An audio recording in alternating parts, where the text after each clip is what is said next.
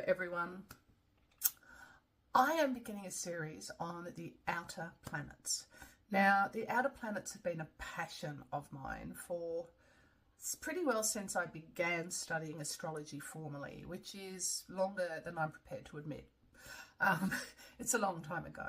And they, for me, are the shape shifters. They are immense. They hold our hand when we stand at crossroads. They support us when we're ready to shed our skin. They help us through the rebirthing process. They shatter old themes and they transcend and uplift us to new realms. They are truly remarkable. And whenever we call them in, whether it be in our natal chart or by transit, we're ready for them. So I'd like to just do a little introduction into the outer planets. I will be putting up a presentation shortly, and I also will be doing a separate one on each of the planets because they are just priceless what they offer us. So the outer planets, Aka, transpersonals, collective, outer, psychological, and generational. They're all one and the same. They have many masks. So they really, these planets are the ones that are here to call us out. Wherever we have chosen to have Uranus, Neptune, Pluto, I'm going to stick to these three big guns for now. Wherever we choose to have them in our chart, this is where we're doing deep, deep soul work. We're doing soul work everywhere in our chart, wherever we ask to have a planet, but these are the ones that are going to get us to push us off the cliff. These are the ones that we've asked, we've recruited them. When you recruit Uranus, Neptune and Pluto, this is the real, the really deep stuff that we're here to make sure that we do right this time. So, of course, these planets are generational. So we are all born within a generation. And a generation comes in to a society. And that society is doing its thing. I was born in the mid-60s when, there was a lot of stuff going on. And, as a baby of those times, all the nuances, all the energy is part of what I grew up with. And now, here I am making my stamp and my statement based on all the things that were discovered back when I was born into that generation.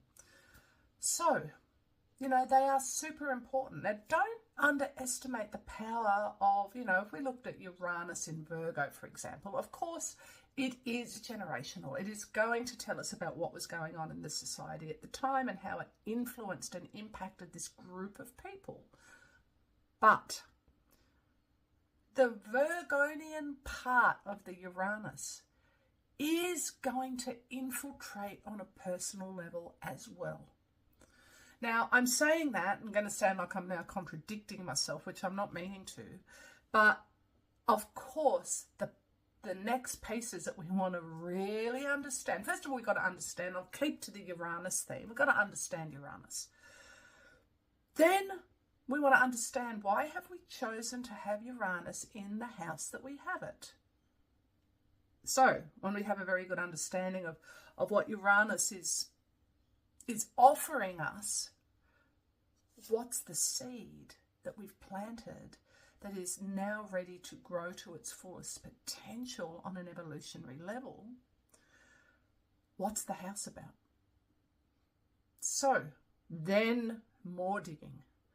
But then we also want to understand, what aspects is that Uranus making? Is Uranus squaring Venus?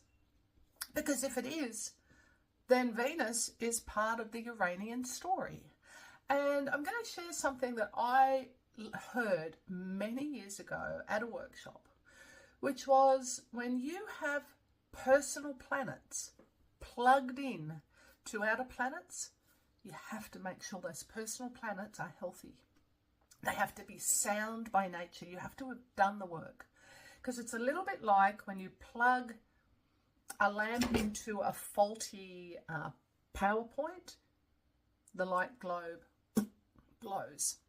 And when we plug these outer planets into personal planets, their energy and their voltage is strong.